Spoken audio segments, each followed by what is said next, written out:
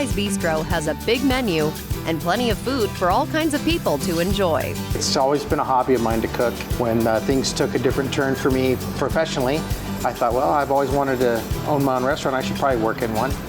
Owner Ben Miller built his business from the ground up. That's kind of what we keep working for. Just always trying to keep the quality there and make sure that we're giving the public what they want. He spent some time working in restaurants and up in Alaska in the food scene to narrow down what he really wanted to do. I used to build motorhomes, so I was like, maybe I can just build my own trailer. And I did it as a hobby to do just events and maybe side catering jobs. Yeah. And then that just kind of grew into where we're at now. Started it thinking I was just gonna work in a food truck and retire that way.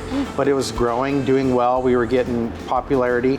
And then was like, okay, we're getting a lot of calls for catering. So we got a second trailer. One of the trailers found a home on Ben's northeast side. And in that time, That Guy's Bistro began to open their brick and mortar location on the south side of Bend. We have place to prep a lot of the food that we send out to the trailers. So that helps us with holding, making sure our product stays quality and that we can handle the different rules and regulations we have to follow being a business owner. And just learning the differences between running a brick and mortar and food trucks has helped us improve in both ways. So you've been here now for more than a year, you're expanding your menu. One of those things that's on your breakfast menu is a Philly, and it's spelled F-I-L-L-Y. Can you explain to me what that is? It was really just a play on words. Sure. It was a flatbread, and we filled it up with everything we could to where you almost couldn't eat it. And then, so it was just a play on words. We fill up the bread and everything, and it went from there, and it was just called a Philly. Phillies can be ordered for breakfast, lunch, or dinner. We have an egg frittata, our chicken, and we make our pesto in-house with pistachios instead of pine nuts. And then we top it with balsamic glaze. That's very unique. From Phillies to tacos to sandwiches. You've mentioned this fried chicken sandwich. What makes it unique? We do a rice panko. Okay. But we also dredge our chicken in a chicken mousse. What's that? We basically take leftover chicken pieces, or if there's no leftover pieces, we'll put the chicken breast cuts. Yeah. And we'll emulsify that in a mixture of seasonings with half and half. Oh. And so we create a mousse that lets the breading adhere to the chicken and adds an extra flavor. You're right, that's a unique chicken sandwich. This has been a way for us to infuse flavor and tenderize the chicken. Yeah, and use a bit more of your product too that you have. You're not letting a lot of it go to waste in that way too.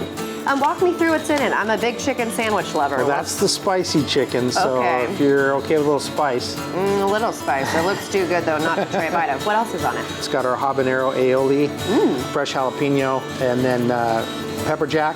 And then we always like to throw lettuce and tomato on most of our stuff, just to add that freshness. Yeah, add a little bit of vegetables to it. Yep. Yum, you're right, that is a bit spicy, but I love that French to it.